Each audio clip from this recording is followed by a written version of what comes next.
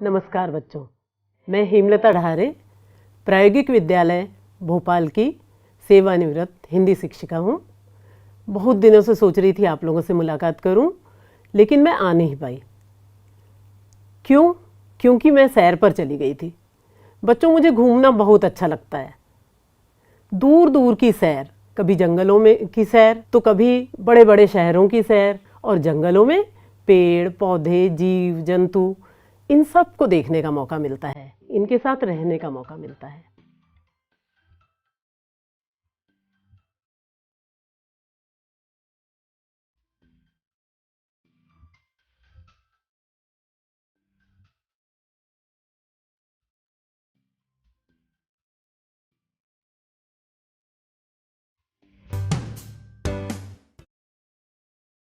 पक्षियों के पंख होते हैं, इसीलिए तो वे बिना किसी परेशानी के पूरी दुनिया में जहाँ चाहे वहाँ बिना किसी रुकावट के जा सकते हैं।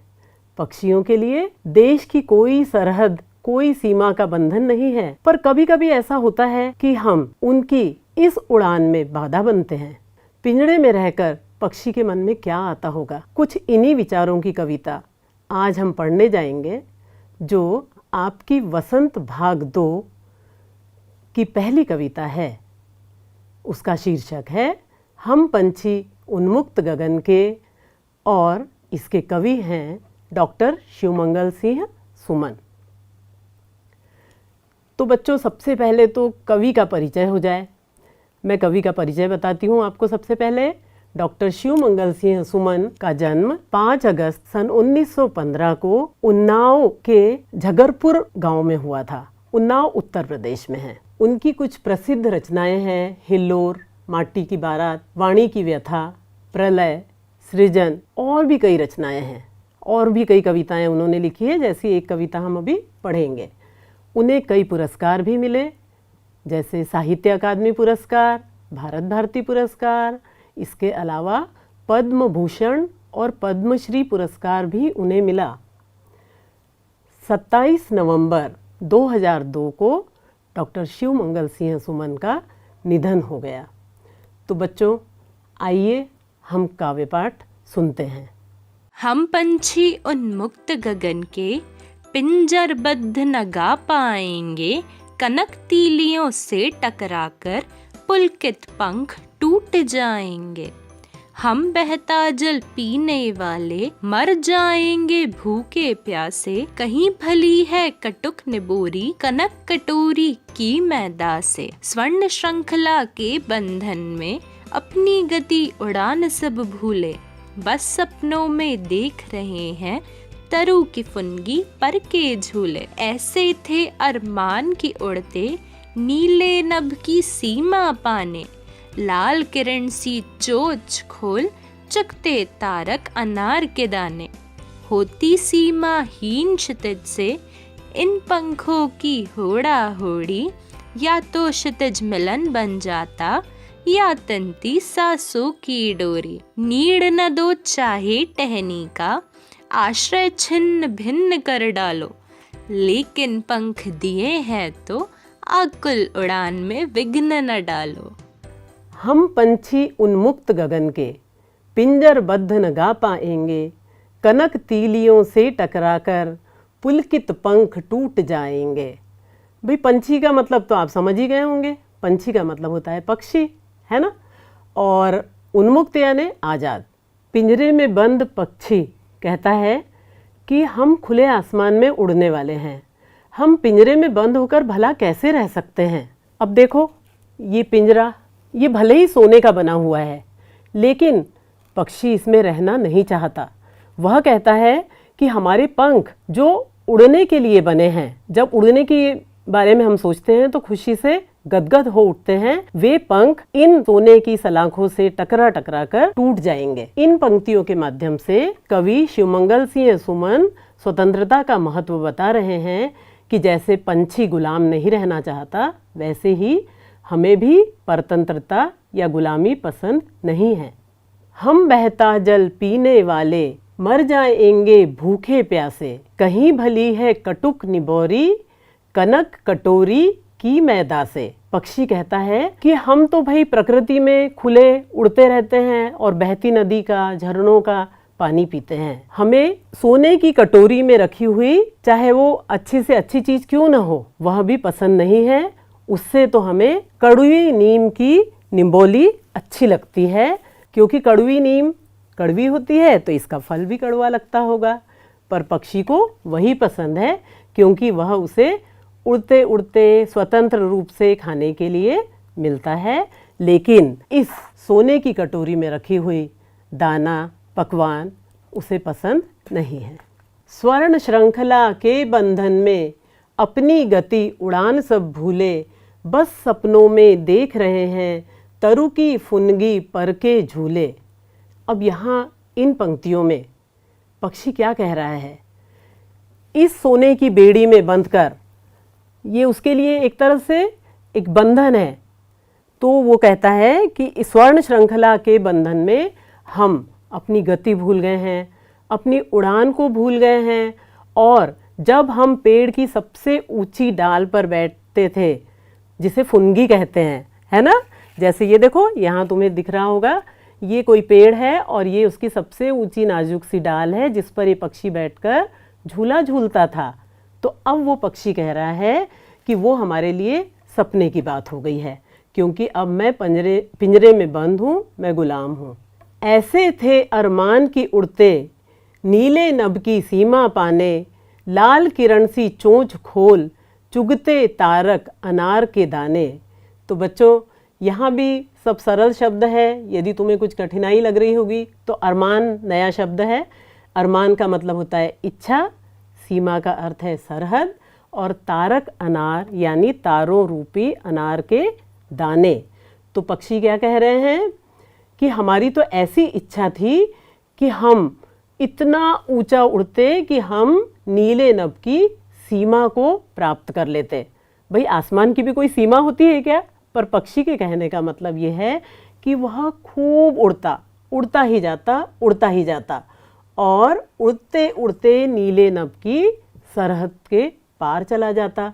और वहाँ पर आसमान में उसे क्या दिखाई देता? उड़ते उड़ते हो सकता है उसे तारे दिखते, तो उन तारों रूपी अनार के दानों को वो अपनी लाल लाल चोंच से चुगना चाहता है। कितनी अच्छी कल्पना है पक्षी की। होती सीमाहीन क्षितिज से इन पंखों की होड़ा होड़ी, या तो क्षितिज मिलन बन जाता या तंती सांसों की डोरी। अब देखो बच्चों, तुम्हें चित्र में दिखाई दे रहा होगा, एक तरफ पानी है, दूसरी तरफ आसमान है, और जहाँ धरती से आसमान मिलता है ना, उस जगह को कहते हैं क्षितिज। तो यहाँ पंछी कह रहा है कि मैं सीमाहीन क्षितिज से होड़ा होड़ी करना चाहता हूँ अपने इन पंखों की। मतलब वह खूब ऊंची उड़ान उड़ना चाहता है। बच्चों, वास्तव में क्षितिज कोई चीज़ नहीं है। क्षितिज तो वह स्थान है जहाँ पर धरती और आकाश मिलते हुए प्रतीत होते हैं, वास्तव में मिलते नहीं हैं। तो पंछी उस क्षितिज से मिलना चाहता है। अब भले ही उस होड़ा होड़ी में, उस प्रतियोगिता में, होड़ा होड़ी का मतलब है प्रतियोगिता, तो प्रतियोगिता में उसके प्राण क्यों न चले जाते। तंती सांसों की डोरी का मतलब है प्राण जाना। नीड़ न दो चाहे टहनी का, आश्रय छिन्न भिन्न कर डालो, लेकिन पंख दिए हैं तो आकुल उड़ान में विघ्न न डालो। अब पंछी क्या कह रहा है? मुझे नीड़ न दो। नीड़ मतलब होता है घोंसला, और आश्रय मतलब सहारा। छिन्न भिन्न करना यानी तोड़ना। देखो घोंसले में बैठी हुई है ना चिड़िया कितने आराम से एक टहनी पर, तो वो कहता है कि भाई भले ही हमारा नीड़ भी ले लो, मत दो हमें, चाहे हमारी जिस टहनी पर हमने घोंसला बनाया है उसे भी तोड़ दो, लेकिन हमें पंख मिले हैं ईश्वर की ओर से, तो हमारे इन बेचैन पंखों को उड़ने दो, हमारी उड़ान में बाधा मत डालो। तो बच्चों, ये थी आपकी कविता हम पंछी उन्मुक्त गगन के, और इसके कवि थे डॉक्टर शिवमंगल सिंह सुमन। तो कैसी लगी आपको कविता? मुझे लगता है बहुत अच्छी लगी होगी। अब आप लोगों को हम कुछ प्रश्न अभ्यास बताते हैं। प्रश्न अभ्यास से पहले भाषा की बात हो जाए तो और अच्छा रहेगा, है ना, क्योंकि कुछ व्याकरणिक शब्दावली भी यहाँ आई है। जैसे भूखे प्यासे, भूखे प्यासे में बीच में सामासिक चिन्ह है, जिसको यदि हटा दिया जाए तो और कहेंगे हम।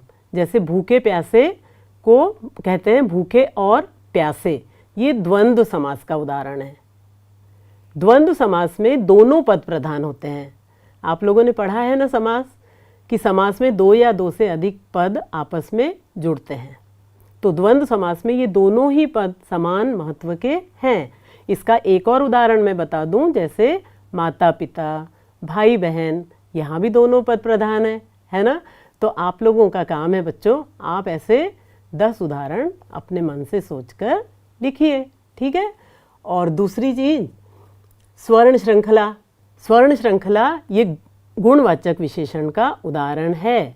गुणवाचक विशेषण में क्या होता है, संज्ञा या सर्वनाम शब्दों की विशेषता बताई जाती है, और वे शब्द जो संज्ञा या सर्वनाम के गुण बताते हैं वे गुणवाचक विशेषण कहलाते हैं। तो यहाँ पर स्वर्ण विशेषण है और श्रृंखला विशेष्य है।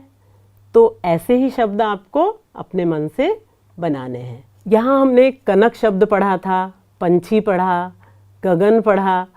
तो इन शब्दों के लिए कई शब्द उपयोग में लाए जाते हैं। जैसे गगन के लिए कहीं नभ कहा गया है और कहीं पर गगन कहा है, कहीं आसमान कहा है। एक ही शब्द के लिए जब अलग अलग शब्द होते हैं परंतु अर्थ समान होता है तो उन्हें पर्यायवाची शब्द कहते हैं, है ना। जैसे सोना के पर्यायवाची हैं स्वर्ण, जो अभी कविता में आपने पढ़ा, कनक, ये भी आपने पढ़ा कनक कटोरी में, है ना। इसके अलावा कुंदन भी सोना का पर्यायवाची है। दूसरा, हम पंछी की कविता पढ़ रहे हैं, है ना, तो इसे पक्षी भी कहते हैं। तो पक्षी के पर्यायवाची क्या होते हैं, पंछी, खग, विहग पक्षी के पर्यायवाची हैं। फिर आसमान, आसमान के पर्यायवाची नभ, गगन, अंबर, आकाश, और भी कई हैं।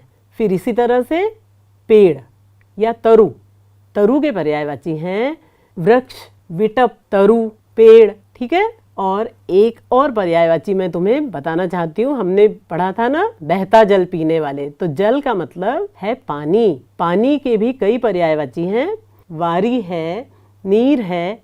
अब एक बहुत ही अच्छी बात मैं आपको बताने जा रही हूँ, है ना, वो याद रखने लायक है। और एक बार याद कर लोगे ना तो तुम्हें बहुत सारे पर्यायवाची बिना याद किए ही याद हो जाएंगे।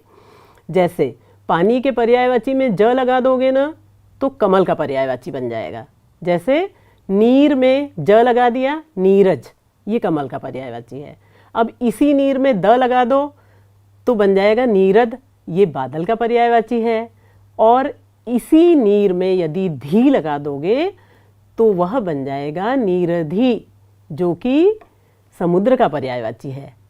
तो ये आप लोगों के लिए एक गृह कार्य है। आप घर पे पानी के जितने भी पर्यायवाची हैं ना उनमें ज, द, धी लगाकर देखना कि आपको कमल और बादल, समुद्र के कितने सारे पर्यायवाची अपने आप ही मिल गए, है ना भाई। इंटरेस्टिंग। अभ्यास की बात करते हैं। हर प्रकार की सुख सुविधाएं होते हुए भी पंछी पिंजरे में बंद क्यों नहीं रहना चाहता, क्या कारण है। पक्षी खुले आकाश में स्वतंत्र रहकर अपनी कौन कौन सी इच्छाएं पूरी करना चाहता है। कम से कम 5-5 इच्छाएं तो हर एक बच्चे को लिखना है। अब आपने देखा होगा कि आपके घर में या आपके अड़ोस पड़ोस में कई लोग पक्षी पालते होंगे, तो वे इनकी कैसी देखभाल करते होंगे, है ना। एक चीज़ तो आपको ये लिखना है और दूसरा आपको लिखना है कि क्या पक्षी पालना उचित है, यदि हाँ तो क्यों, और नहीं तो क्यों। पक्षियों को पिंजरे में बंद करने से न सिर्फ उनकी आज़ादी का हनन होता है बल्कि इससे पर्यावरण भी प्रभावित होता है। अब आप में से कुछ विद्यार्थी इसके पक्ष में अपने विचार रखेंगे और कुछ इसके विपक्ष में अपने विचार रखेंगे, ठीक है। तो आप तैयार होके आइए। और अगली गतिविधि तो बहुत ही रुचिकर होगी। उसमें हम कुछ चिट्स बनाकर लाएंगे और उस पर कुछ इस तरह के विषय रखे जाएंगे। हाँ, मैं पिंजरे में कैद पंछी हूँ, काश मेरे पंख होते, ये आपकी तरफ से है, ठीक है। और जब मैंने तोता पाला। तो इस पर इस तरह के विषय हम रखेंगे, उस पर आपको अपने विचार रखना होगा। 2 मिनट के लिए आपको बोलना है और 2 मिनट का समय सोचने के लिए दिया जाएगा, ठीक है। और अब बात हो जाए गृह कार्य की। वैसे तो पढ़ाते समय मैं बता ही चुकी हूँ कि आपको गुणवाचक विशेषण ढूंढ कर लाने अपनी पाठ्य पुस्तक से, और अपने मन से भी 2 गुणवाचक विशेषण लिखिए और उनके उदाहरण भी आपको लिखना है।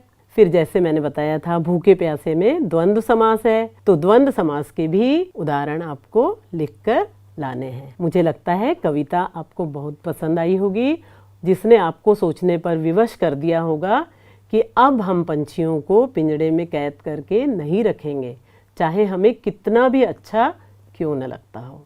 बच्चों, आज इस कविता से संबंधित कुछ गतिविधियां भी मैं आपको करवाऊंगी।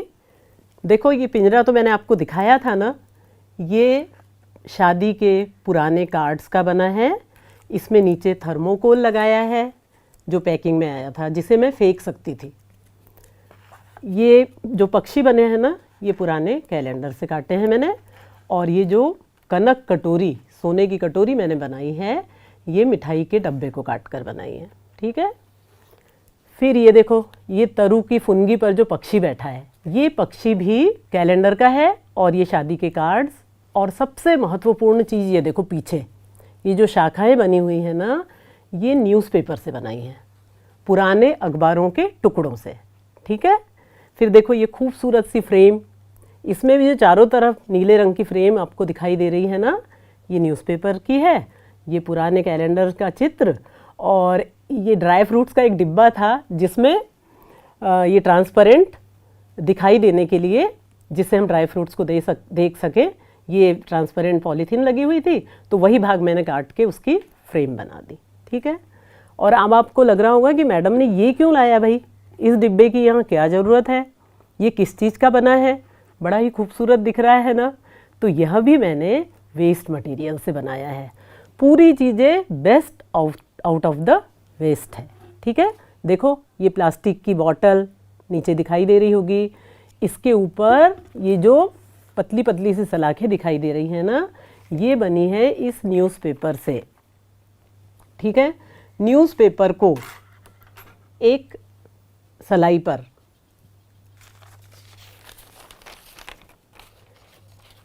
ऐसे रोल कर लिया जाए, ठीक है। इसको घुमाते जाओ घुमाते जाओ, तो इसका एक रोल बन जाएगा, ठीक है।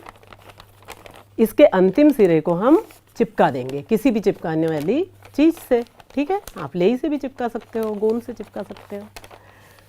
तो अंत में आपके सामने ये ऐसी स्टिक बन जाएगी, ठीक है, ये स्टिक।